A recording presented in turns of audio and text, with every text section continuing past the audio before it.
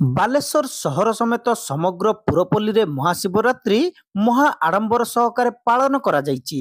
ଏଥିପାଇଁ ଗାଁଠାରୁ ସହର ଚଳଚଞ୍ଚଳ ହୋଇ ଉଠିଥିଲା। ସକାଳୁ ସକାଳୁ ଶ୍ରଦ୍ଧାଳୁମାନେ ଶିବଙ୍କୁ ଦର୍ଶନ କରି ପୂଜାର୍ଚ୍ଚନା କରିବା ସହ ସକଳ ଜୀବଜଗତର ମୁକ୍ତି ପାଇଁ ଆରାଧନା କରିଥିଲେ। ଶିବ ମନ୍ତ୍ରରେ ଗୁଞ୍ଜରିତ ହୋଇ ଉଠିଥିଲା ସହରଠାରୁ ଗାଁ ଗହଳି ପର୍ଯ୍ୟନ୍ତ ସବୁଆଡେ। ସବୁଠି ଚାଲିଥିଲା ଦେବଦେବ ମହାଦେବଙ୍କର ଷୋଡଶ ଉପଚାର ପୂଜା ନୀତି। ଶିବମୟ ହୋଇ ଉଠିଥିଲା ବାଲେଶ୍ୱର ସହର। ସହରର ଫକୀରମୋହନ ଗଲେଇ, ପୁରୁଣା ବାଲେଶ୍ୱର, ବାରବାଟୀ, ଗୋପାଳଗାଁ, ସୁଏଲପୁର, ମାଣିଖମ୍, କରଞ୍ଜିଆ, ନାଥପାଣି, ମାନସିଂହ ବଜାର, ରେମୁଣା ସମେତ ପ୍ରସିଦ୍ଧ ଶୈବପୀଠ ମଣିନାଗେଶ୍ୱର, ପଞ୍ଚଲିଙ୍ଗେଶ୍ୱର ଭଳି ଜିଲ୍ଲାର ବିଭିନ୍ନ ମହାଦେବଙ୍କ ମନ୍ଦିରରେ ପୂଜାର୍ଚ୍ଚନା ପାଇଁ ମହିଳା ଏବଂ ପୁରୁଷମାନଙ୍କର ଲମ୍ବା ଧାଡ଼ି ଲାଗିଥିଲା। ନିଜ ପରିବାରର ସୁଖ ଶାନ୍ତି ଓ ସମୃଦ୍ଧି କାମନା କରି ସମସ୍ତେ ମହାଦେବଙ୍କୁ ପୂଜାର୍ଚ୍ଚନା କରିଥିଲେ। ଶିବପୁରାଣ ଅନୁସାରେ ମା ପାର୍ବତୀ ଶିବଙ୍କୁ ପାଇବାକୁ ବର୍ଷ ବର୍ଷ ତପସ୍ୟା କରି ଆଜିର ଦିନରେ ଫଳପ୍ରାପ୍ତି ହୋଇଥିଲେ। ଶିବରାତ୍ରି ସନ୍ଧ୍ୟାରୁ ରାତ୍ରିର ଶେଷ ପ୍ରହର ପର୍ଯ୍ୟନ୍ତ ମହିଳାମାନେ ଅନିଦ୍ରା ରହି ମହାଦେବଙ୍କ ମନ୍ଦିର ବେଢ଼ାରେ ଘିଅ ଦୀପ ଜାଳିବାର ବିଧି କାହିଁ କେଉଁ କାଳରୁ ଚଳି ଆସୁଛି। ରାତି ଉଜାଗର ରହି ଶିବବ୍ରତ ପାଳନ କଲେ ସର୍ବସିଦ୍ଧି ପ୍ରାପ୍ତ ହୁଏ ବୋଲି ବିଶ୍ୱାସ ରହିଛି ଭକ୍ତମାନଙ୍କର।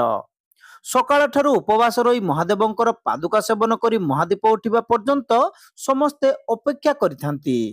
ଚତୁର୍ଥ ପ୍ରହର ପୂଜା ଶେଷ ହେବା ପରେ ମହାଦୀପ ଦର୍ଶନ କରି ବ୍ରତୀମାନେ ଘରକୁ ଯାଇଥାନ୍ତି ଏବଂ ପରଦିନ ମହାଦେବଙ୍କୁ ପୁଣି ଥରେ ଦର୍ଶନ କରି ବ୍ରତ ଫିଟାଇଥାନ୍ତି। ଭକ୍ତଙ୍କ ଭିଡ଼କୁ ଦୃଷ୍ଟିରେ ରଖି ବିଭିନ୍ନ ଶିବ ମନ୍ଦିର ପରିଚାଳନା କମିଟି ପକ୍ଷରୁ ସ୍ୱତନ୍ତ୍ର ବ୍ୟବସ୍ଥା ଗ୍ରହଣ କରାଯାଇଛି।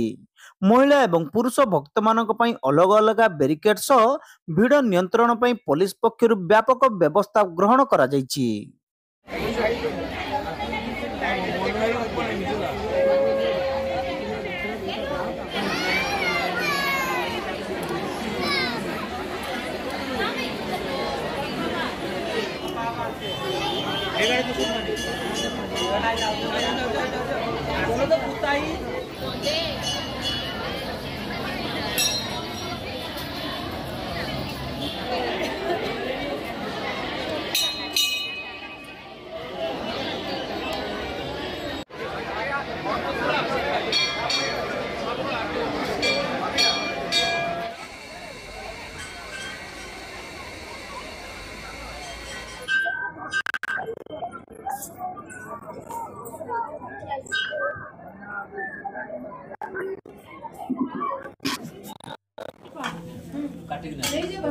से बाहर काटिक नहीं आसो